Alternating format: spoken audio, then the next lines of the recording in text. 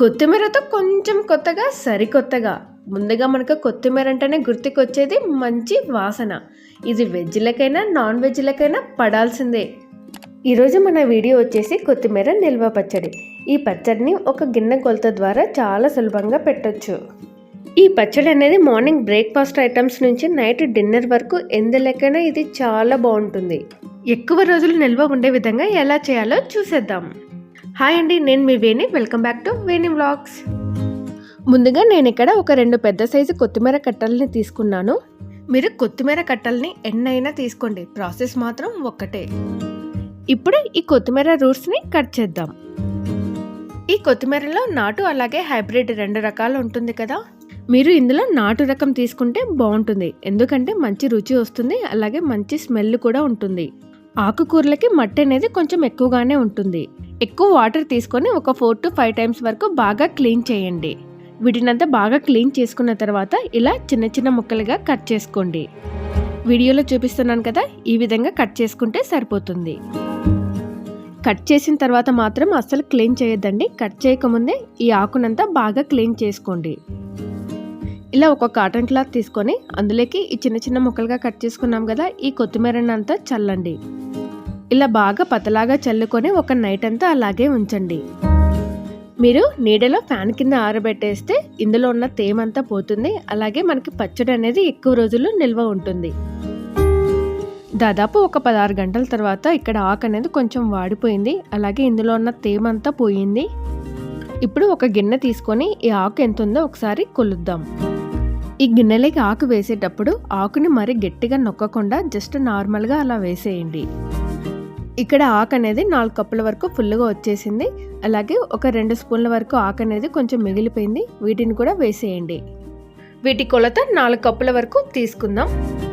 మీరు ఏ గిన్నె అయినా తీసుకోండి, కొలత మటుకు ఒక 4 కప్పులు వచ్చే విధంగా చూసుకోండి. ఒక పెద్ద నిమ్మకాయ సైజ్ అంతా చింతపండు తీసుకోండి. కొలత ప్రకారం అయితే గిన్నెకి 1/4 భాగం వచ్చేంత వరకు తీసుకోండి. చింతపండు కొంచెం ఎక్కువ వేసుకోవడం వల్ల పుల్ల పుల్లగా బాగుంటుంది, అలాగే పచ్చడి అనేది ఎక్కువ రోజుల్లో నిల్వ ఉంటుంది. చింతపండులో ఏవైనా పుల్లలు ఉంటే తీసేయండి.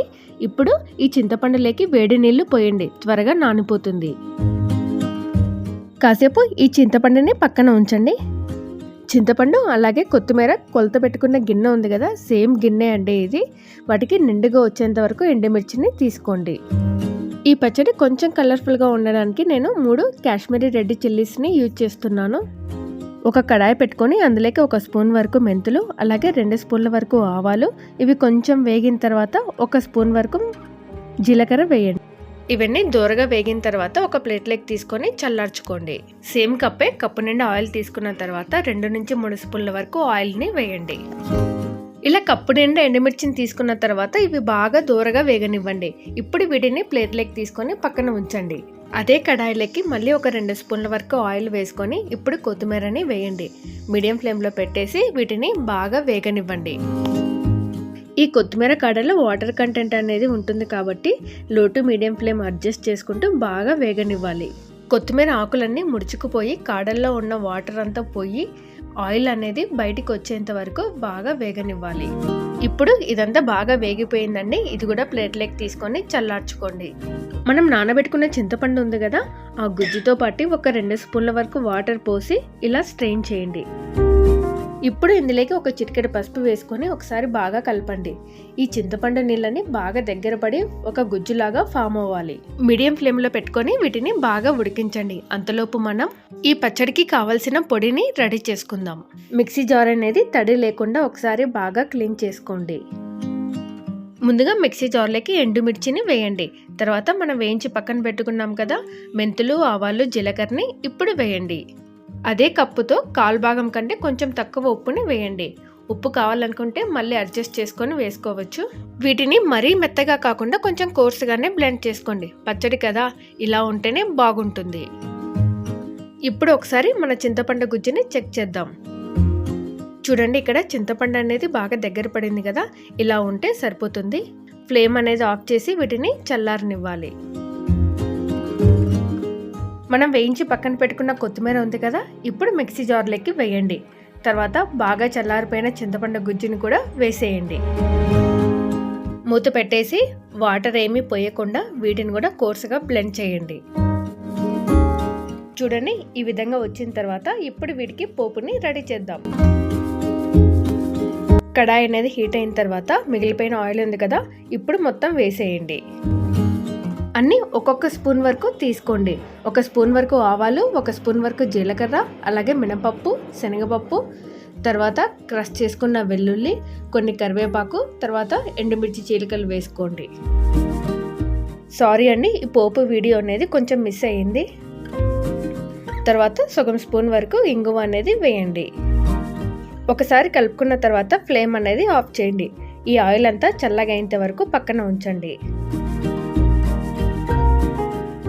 ఈ పోపు అంతా బాగా చల్లగా అయిందండి.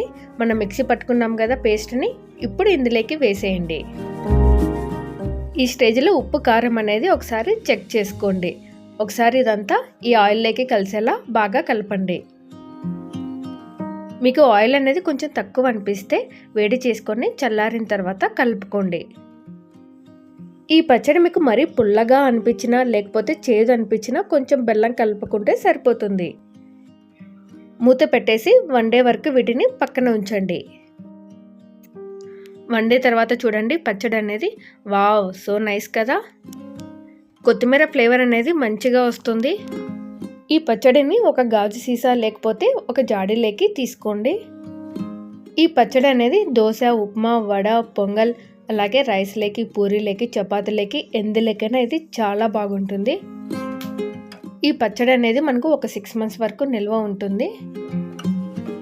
వీటిని ఫ్రిడ్జ్లో అయినా స్టోర్ చేసుకోవచ్చు, లేకపోతే బయట అయినా పెట్టుకోవచ్చు.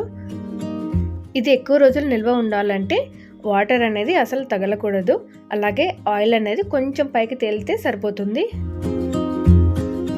మన ఛానల్లో మ్యాంగో అలాగే ఉసిరి టమోటా పికిల్స్ ఉన్నాయండి, ఒకసారి చెక్ చేయండి. నేను వాటిని ఎండ్ స్క్రీన్లో ఇస్తాను.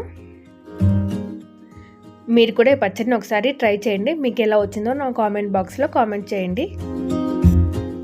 అంతే అండి, కొత్తిమీర నిల్వ పచ్చడి అనేది తయారైంది. ఇలాంటి మరిన్ని వీడియోల కోసం నా ఛానల్ని మీరు తప్పకుండా సబ్స్క్రైబ్ చేసుకోండి. మీకు నా వీడియోస్ నచ్చినట్లయితే లైక్ చేయండి, షేర్ చేయండి, కామెంట్ చేయండి అండ్ సబ్స్క్రైబ్ చేయండి. Thanks for watching.